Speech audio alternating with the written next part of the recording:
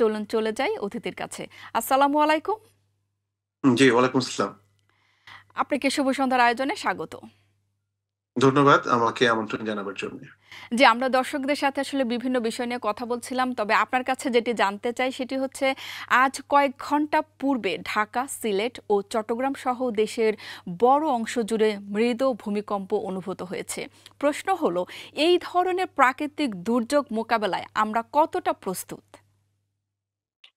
আম ধন্যবাদ। আমার কাছে যেটা মনে হয় যে ডিজাস্টার ম্যানেজমেন্ট আজ থেকে ৩০ বছর আগে বা ৪০ বছর আগে যে জায়গাটিতে ছিল, সেই জায়গাটি থেকে এক ধরনের উত্তরণ ঘটেছে। জি, আপনি দেখবেন যে বন্যা থেকে শুরু করে ঘূর্ণিঝড় এবং বিভিন্ন যে প্রাকৃতিক বিপর্যয় রয়েছে, সেখানে আম এই গত কয়েক দশকের যে বিবর্তন বা উত্তরণ, সেটাকে আমি ইতিবাচক হিসেবেই দেখি। কিন্তু যেহেতু দুর্ঘটনা প্রবণ এলাকা বাংলাদেশ এবং নদীমাতৃক দেশ, সমুদ্র রয়েছে, বঙ্গোপসাগর এবং ক্লাইমেট চেঞ্জের যে ইম্প্যাক্ট, জি, আপনি জানেন যে এটার যদি একটা তালিকা তৈরি করা হয়, বাংলাদেশ অন্যতম ক্ষতিগ্রস্ত একটি দেশ।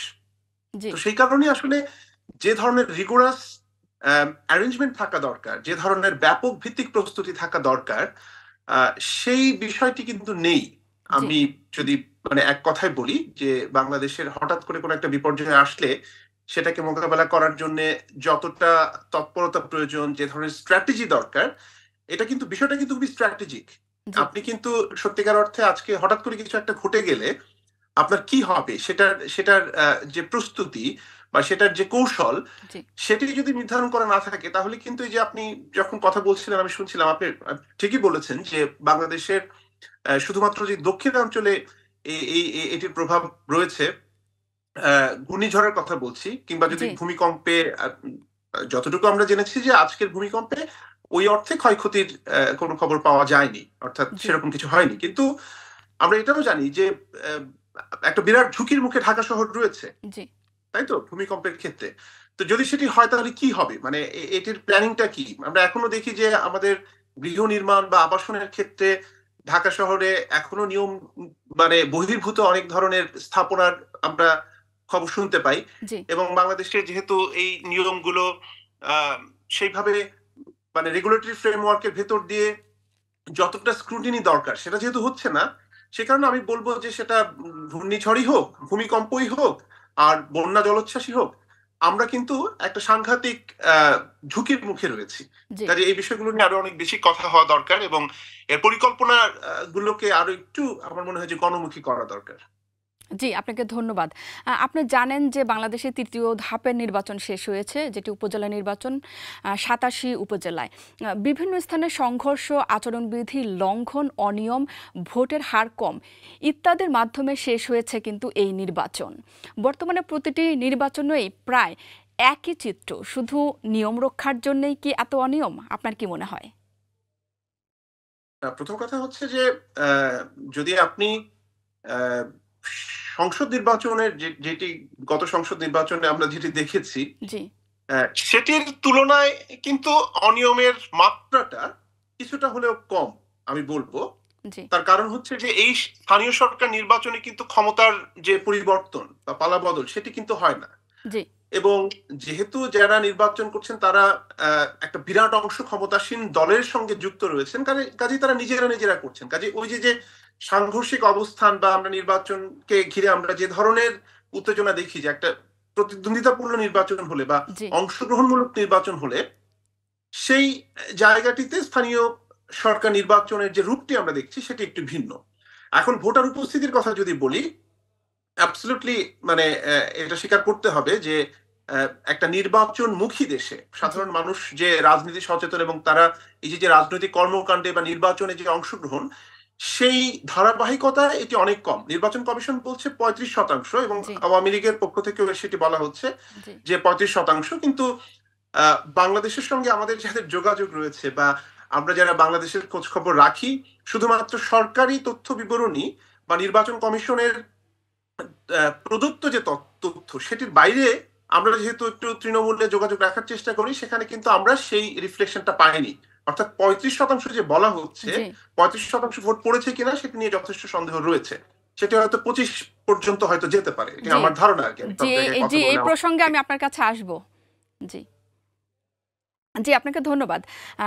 আপনি যেমনটি বলছিলেন যে আওয়ামী লীগের যিনি সাধারণ সম্পাদক এবং সড়ক পরিবহন ও সেতুমন্ত্রী জনাব ওবায়দুল কাদের তিনি মন্তব্য করেছেন যে 35% ভোট সন্তোষজনক। তাহলে এই যে আপনার কাছে আমি জানতে চাইবো যে এখানে আপনার সন্তুষ্টির জায়গাটা কোথায়? না, আমি তো কোথাও বলিনি যে আমি মানে মানে আপনি সন্তুষ্ট। কি সন্তুষ্ট কিনা এই এই শতাংশ, এই যে 35%-এর কথা বলেছে, এটা কি আপনি সন্তুষ্ট কিনা? না, আমি তো সেটাই বললাম।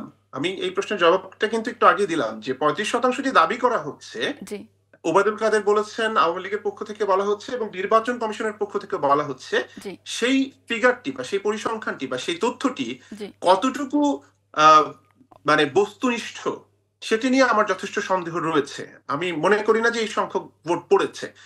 এবং যেটা হয় যে যারা নির্বাচন কমিশনের উপরে যাদের অগাধ আস্থা, তারা তো নির্বাচন কমিশন যদি বলে 50%, 60%, তারা সেটাকে মেনে নেবেন। জি কিন্তু ভোটার উপস্থিতি কিন্তু সেই স্বাক্ষরটা দেয় না।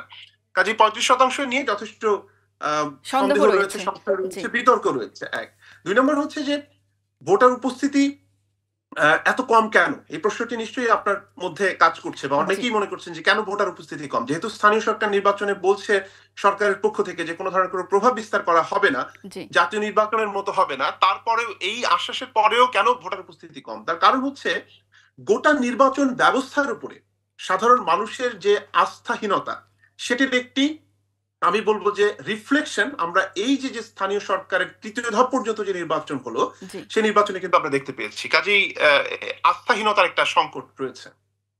জি, আপনাকে অসংখ্য ধন্যবাদ। আপনার কাছে আরেকটু জানতে চাই যে পুলিশের সাবেক আইজিপি বেনজির আহমেদ ও সাবেক সেনাপ্রধান জেনারেল অবসরপ্রাপ্ত আজিজ দুর্নীতির চিত্র এখন প্রকাশ্যে। সরকার যার দায় নিতে চায় না। আপনার কাছে আমার প্রশ্ন হলো, চাকরি চলাকালীন কেন তাদের বিরুদ্ধে কোনো ব্যবস্থা সরকার গ্রহণ করতে পারেনি? খুবই ভালো প্রশ্ন এবং খুবই আলোচিত বিষয়।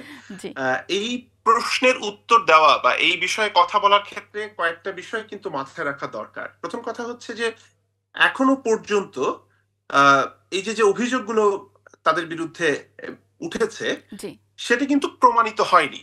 সেটি নিয়ে তদন্ত চলছে, জি দুদক তদন্ত তদন্ত করছে এবং দুজনের ব্যাপারেই তদন্ত চলছে।